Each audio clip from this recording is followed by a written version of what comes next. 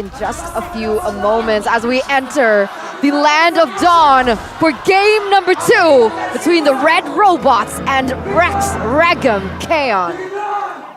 Match point for RRQ.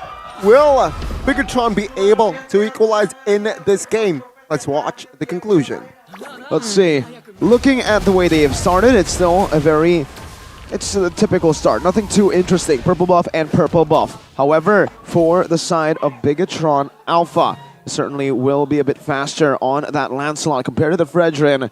We'll see this dynamic go again. But if we're taking a look at the emblems, I do want to talk about this. 2 games in a row, SuperVin has gone for focusing mark on the Grok. Shows you that he wants to play through the side lanes a bit more through ganking, because that only can get through one member. So here as well, as we get the list of the complete emblems, it's the Festival of Blood for both of the XP laners. Oh, Clay getting engaged on a bit. And for Super Ken, he actually went for Swift, so that's why he can clear even faster. Attack speed, Seasoned Hunter, and the Lancelot with that puncture. And Weapon Master Kadita, which is quite peculiar, not something that we see too often, as well as a little bit more, I guess, respect coming in from that Valentina, picking up tenacity, a little bit more safe when he goes into this early game, just in case Clay goes for an immense dive. And the clear coming in from Versik and that trio mid has actually started to give BIGETRON a little bit of a hard time, especially for Moreno here, as he's forcing to clear and recall. And that was the issue of him going for that mage emblem. Oh, take a look at this. Sorizo now engaged on perhaps Versik, and Banana will commit on towards Sorizo. He has committed the sprint though, so at this point it's just a-okay. But now, let's see, they engage on towards the mid side. Naomi poked onto the mid side, but no first blood just yet. No, not yet. Good catch though on the weapon mastery. A bit different to how Clay actually utilized this Kadita or some others like Sans with the pull yourself together, right? Getting more for that petrify, more cooldown. But that just shows you that they want to play late. SuperVin, awkward positioning, forced to use the wall charge. But that's information. RRQ now will gladly take the neutral objective without that wall charge in hand. Very interesting. Super Moreno went in for Kadita's ultimate as Naomi goes in aggressively here. Let's see. Moreno jumps in, has the ult of Kadita though. Super Ken now, level 5 Thorn Rose. Chewed away. No mana for the Grok here. Let's see, as Versik will claim the first turtle, no problem now. He will engage onto SuperVin as he forced to use the flicker. No first blood on the board just yet. No playmaking potential as well for BIGETRON. The fact that Super Moreno was forced on the Purify, it's a little bit difficult for Super Moreno to utilize Kadita's ult because of the lack of flicker. It's a possibility, but it's a little bit difficult as the talent's prediction. It's going to be a 2 versus all. BIGETRON still in the heart of Mirko. Absolutely. It's never changed since Season 7. But honestly, we've got to give props to... Oh, now Away the Dragon. Way of Dragon. Good catch again. On the Kufra, no problem. On the Cho, no problem. Finally, first kill on the board. Wow. RRQ, what happened in game number 1? And maybe you can say it was a fluke. They got Super Ken. But now you can really understand that RRQ have done their homework, they've done their research, they know exactly how Super can even pass in the game, and they're able to utilize that to completely punish him. He wouldn't have expected that. That's why I asked, is it template? Because I don't really know and understand Super Ken's rotations, but maybe you do a little bit more? It's not template. It's template rotation? Well, technically it's template, but it's also not. It's adaptive. Whenever he loses, around in the bottom lane, he will go and path towards that other side, trying his best to, again, just equalize. And right now, even though he's died once, he's still 1 level ahead of Versik, who's now going to be able to get even back again. But yeah, I think knowing game 1 and 2 now, maybe there is a pattern, and RRQ have found out. It's scary, because if you're banking on that level lead coming in from Super Ken, who always gets 1 or 2 levels ahead, and basically uses the neutral objectives to snowball their economy. Without that, BIGETRON, they're put in a position, they're being challenged now by RRQ. What can you do? How fast can you adapt? Because they dearly need it. Looking at Naomi there. Oh, good catch, forcing Soren or use the Purifier. Take a look at the SuperVin. Was the recipient of that Way of Dragon, but not enough damage to take him down just yet. The mid side though, Super Sorizo now will just punch Versick away. Again, no kills on the board. No kills, and it's just a very slow-paced game for RRQ. We're now still looking for pressure, but Sorizo is back. Now all 5 members from both teams are on the turtle. Let's see the huge collapse. 5,000 on the EHP. Oh, the retribution will fall to the hands of Versick.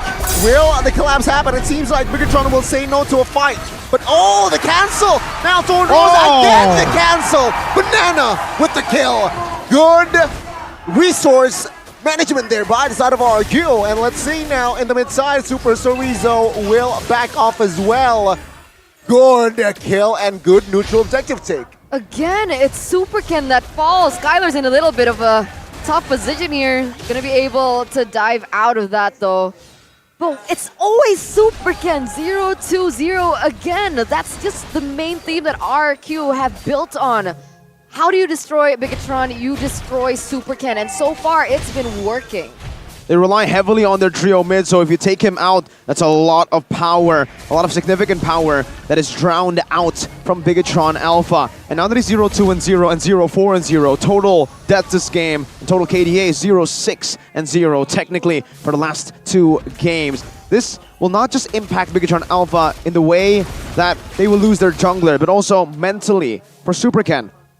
Usually you can expect these junglers who go behind to come back, but right now for Superken, can he come back? That emotional damage is stacking up.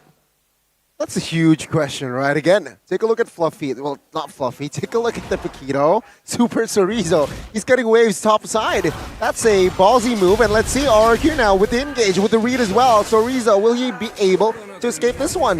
It seems like he is. Wow, what a good distraction there.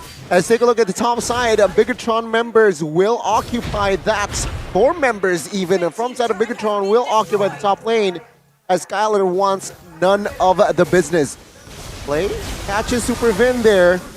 Seems like Supervin will force to use the wild charge. Good disengage. Very interesting, right? RRQ there, well, BIGETRON Alpha again for Super Sorizo. Very good distraction, like you mentioned. He didn't have to commit the sprint. RRQ knows that. RRQ knows that it's going to be very hard to catch him, and that's why he didn't go for the full commit. But despite 2-0 and 2 turtles, BIGETRON somehow are in the lead due to the farm, I would say, for the rest of the members, and even for Superken. Still ahead of Versick in terms of XP. Well, final slash onto Superken. The stun does connect as well, trying to delay Superken into the turtle pit. Naomi now in the front side, receiving damage. Versick will take the comfortable. Oh, the Petrify connects onto a Superman, and the sniper was precise as well. Now Sorizo in the front side, quite isolated actually. Gets taken out. Play with the burst damage. Let's see.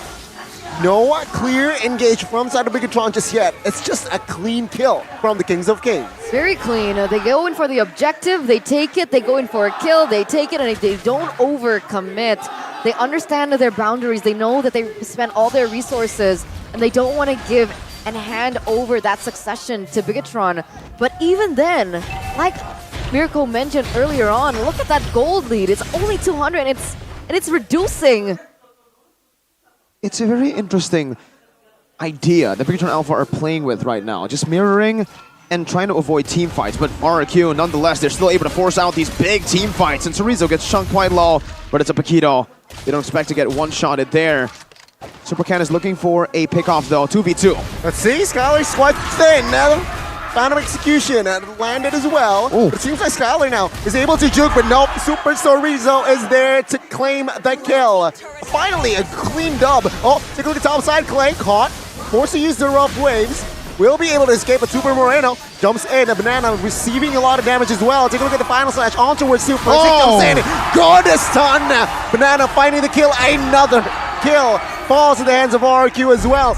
BIGETRON overstayed, but in the mid side, Superken claims the solo. Mid lane tier 1 and bottom lane tier 1. Still, what the heck? How do they have the gold lead? RRQ, they're going to have to punish with these objectives soon enough. Because it seems like BIGETRON Alpha have had the control of the game, well, the gold lead at least, because of these objectives, these structures. Not the neutral objectives, because they've been completely outclassed in these team fights by RRQ.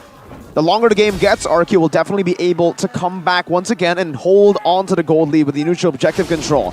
But the fact that BIGETRON Alpha are able to sustain this much, if they use that map pressure right, RRQ are going to be in some trouble.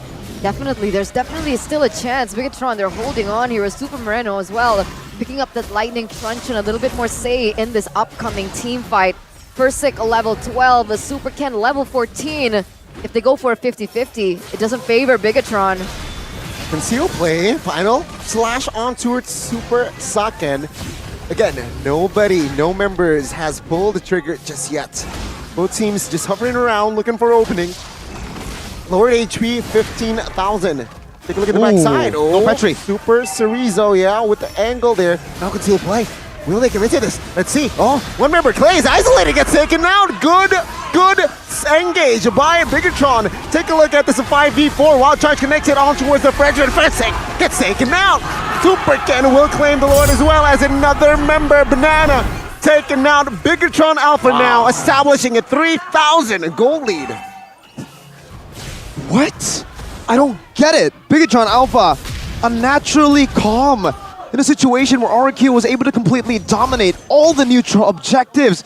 It just is illogical, but somehow the robots, they've reprogrammed the coding, refined it. Oh, Wave Dragon connecting on towards one, and Cerezo and Super Ken will survive that one. Almost a 2-kill. Good flicker by Skylar. It adds more room for RRQ to clear this waves as, yeah, they will sacrifice all of the tier 2s. And instantly a shift in economy, 4,000 for BIGETRON. They should be able to clear this out quick enough. Supervin might be taken down, but he doesn't. They're all just surviving against the onslaught. Yeah, let's see here. Oh, 2 members stunned up. Will he survive? Banana now caught low. Supervin though, very low, but will not survive. Fursic claims the kill. Take a look at this. Super Socket now caught. Go away, Inspire! What a damage that he can deliver. And that's a kill from Super Ken on towards... What? On towards... Whoa, it's a 1-for-1. Roamer for XP, but now Cerezo gets kicked back and gunned down. That's a good combination there by the side of RRQ to claim that kill again. BIGETRON needs to hold their horses here. Both of the teams, I think, needs to hold their horses. They've been getting a little bit too feisty the last few minutes of the game, but BIGETRON Alpha have come back on top.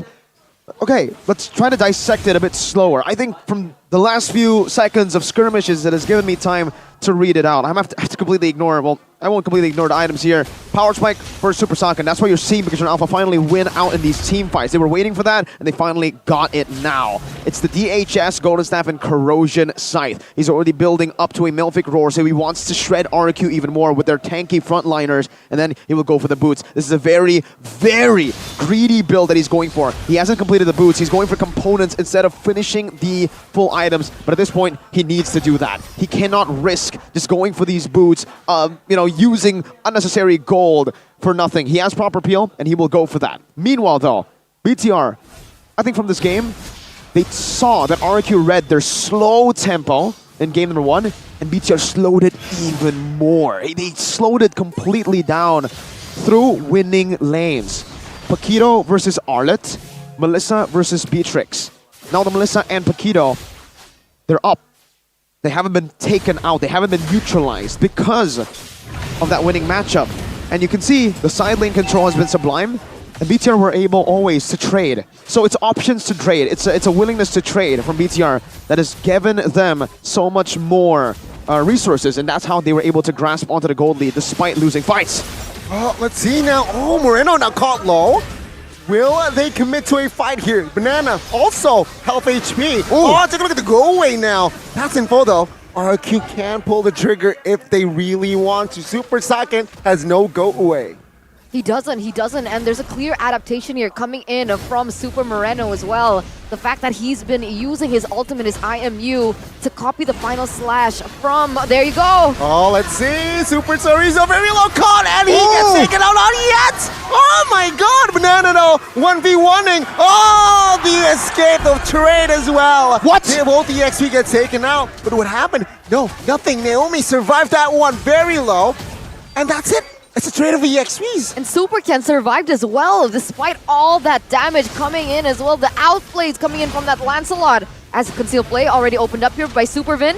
Yeah, no watch out. There you go. Hunter's Versic though in the backside. I play quite isolated. Skylar out of nowhere gets the kill. What the heck? And now 2 members taken out by the side of BIGETRON. That's a green light for RRQ to secure the Lord. 4v3. 2 seconds on the Super Chorizo. This should be a free Lord, and BIGETRON Alpha cannot contest. Well played by RRQ. Once again, utilizing that chaotic team fight. Uh-oh. And Super Ken now, they've read it again.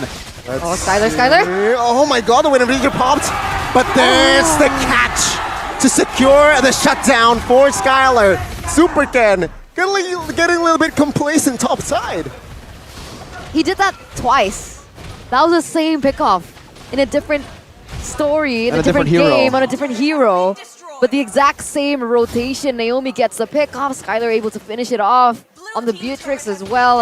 And look at the siege coming through without Super Ken, without that potential to go into the back line to deny Skylar the damage. They're going to steamroll through these turrets. Yep, tier base turret bot side will be taken down.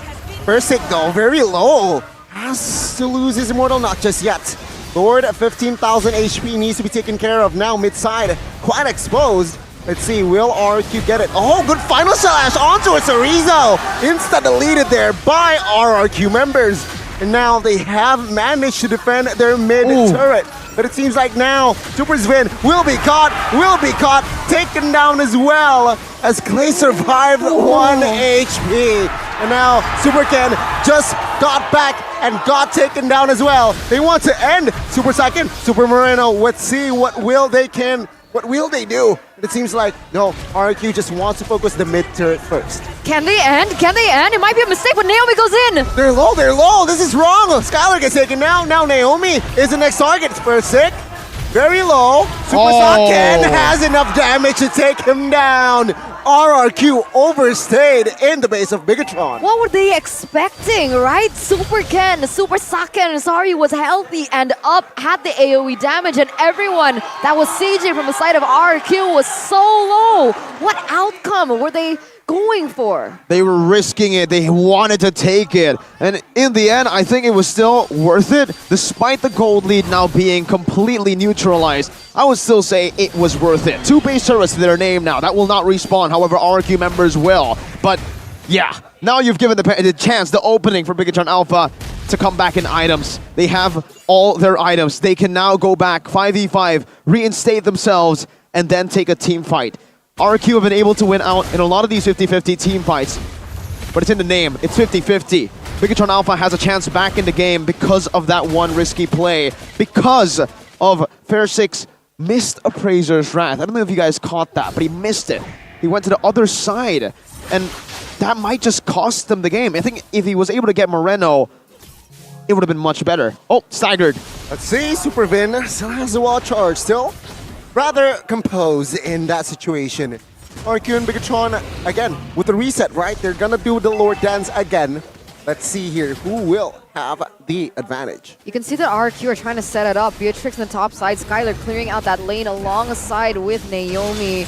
They're rotating towards the bottom, but look at just the AoE pressure that Super Saiyan has. Naomi is there. Who does he want to go for? Super Fin though. Good catch onto Risu. Banana will lose his immortal as well. Will Banana lose his life? Yes! Take a look at Super Ken finding the kill. Clay in the backside, looking for an opening as well. As Clay though will be the recipient. A lot of damage gets taken now, and this is BIGETRON collapsing. Naomi Skylar flickers away as it's just only Versic, the sole isolated player for side of RRQ. As take a look at this, the BIGETRON members, they're targeting that Lord of Versic. We'll just try to delay, try to find something, but it's still RRQ losing.